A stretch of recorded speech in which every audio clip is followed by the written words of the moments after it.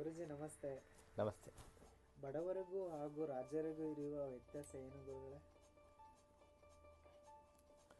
ರಾಜ ಪ್ರತಿಯೊಂದು ಯೋಚನೆ ಮಾಡಬೇಕು. ಬರೀ ಅರಮನೆದಲ್ಲ, ಆಳ್ಮಕ್ಳದಲ್ಲ, ಕುದುರೆ ಸೈನ್ಯದಲ್ಲ, ಅಲ್ಲಿರೋ ಊರೊಳಗಿರೋ ಜನಗಳ್ದು ಪ್ರತಿಯೊಬ್ಬರದು ಯೋಚನೆ ಮಾಡಬೇಕು. ಬಡವ್ರು ಹಂಗಲ್ಲ. ಒಂದು ಸೇರು ಜೋಳ ತಂದ್ರೆ ಗಿರಣಿಗೆ ಹೋಗಿ ಹೀಟ್ ಮಾಡ್ಕೊಂಬಂದು ಅಂಬ್ಲಿ ಮಾಡ್ಕೊಂಡು ಕೊಡೋದು ಮಕ್ಕಳು ನಿದ್ದೆ ಬಂದುಬಿಡ್ತೈತೆ. ರಾಜನ ನಿದ್ದೆ ಬರಲ್ಲ. ಯಾಕಂದರೆ ರಾಜನ ಪರಿಸ್ಥಿತಿ ಆ ಥರ ಇರ್ತೈತಿ. ಹೇಳ್ಕೊಳಂಗೆ ಇರಲ್ಲ. ಕೆಲವಂತೂ ದರ್ಬಾರ್ ಬೇಕಾದಂಗೆ ಇರ್ತೈತಿ. ಒಂದು ಊರೊಳಗೆ ಗಿಂಬ್ಳಿ ಅಂತ.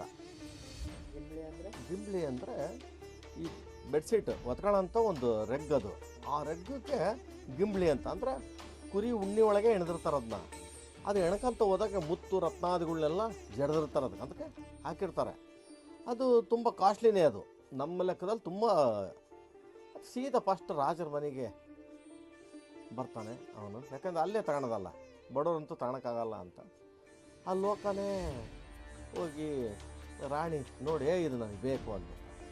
ಜೊತೆಗೆ ಮಂತ್ರಿ ಬಂದು ಕಿವಿಯಾಗಿ ಹೇಳ್ತಾನೆ, ಮಹಾರಾಜ ಇವತ್ತೊಂದು ದಿವಸ ಹೆಂಗೆ ನಡೀತೈತೆ ಗೊತ್ತಿಲ್ಲ, ನಾಳಿದ್ದು ಏನಂತ ಗೊತ್ತಿಲ್ಲ. ಕಪ್ಪಗಳು ಬಂದರೆ ನಾಳೆ ನಡೀತೈತಿ. ಏನು ಅರಮನೆಗೆ ಯಾವ ದುಡ್ಡು ಇಲ್ಲ. ಅವರು ಏನು ಮಾರಕ್ಕೆ ಬಂದಾಗ ಕೇಳ್ತಾ ಇದ್ದಾರಲ್ಲ, ಅಷ್ಟು ವರಾಹ ನಮ್ಮಲ್ಲಿ ಇಲ್ಲ.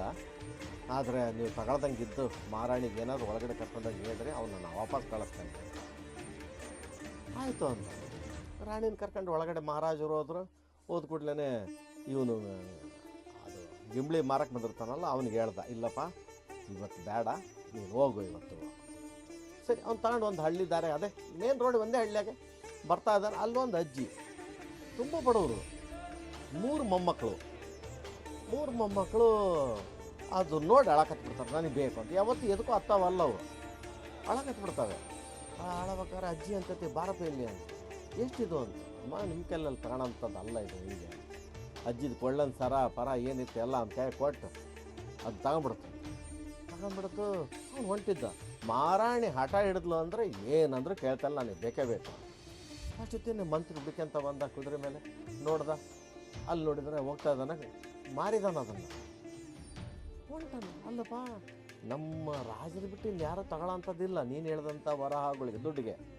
ನೀನು ಹೆಂಗೆ ಯಾರಿಗೆ ಮಾರಿದೆ ಅಂತ. ಬರೀ ತೋರಿಸ್ತಾನೆ ಅಂತ. ಒಂದು ಬಡವ್ರು ಗುಡಿಸ್ಲು ಅಲ್ಲಿ ಬಂದು ಈ ಅಜ್ಜಿ ತಗೊಂಡಿತ್ತು ಅಂತ.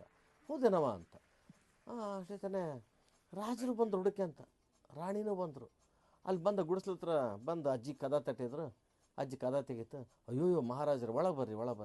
ಅಲ್ಲವ ಇವನ ಹತ್ರ ಗಿಂಬ್ಳಿ ತಗೊಂಡೆ ನೀನು? ಹೌದ್ರಿ ತಗೊಂಡೆ. ಏನು ಮಾಡಿ ನೋಡಲ್ಲಿ 3 ಮೊಮ್ಮಕ್ಕಳಿಗೂ ಹರಿದು ಅವ್ರ ಮೇಲೆ ಹೊಚ್ಚಿದ್ದೇನೆ ಅಂತ. ಅಲ್ಲವ ಮತ್ತು ಅಷ್ಟು ದುಡ್ಡಿಂದದು.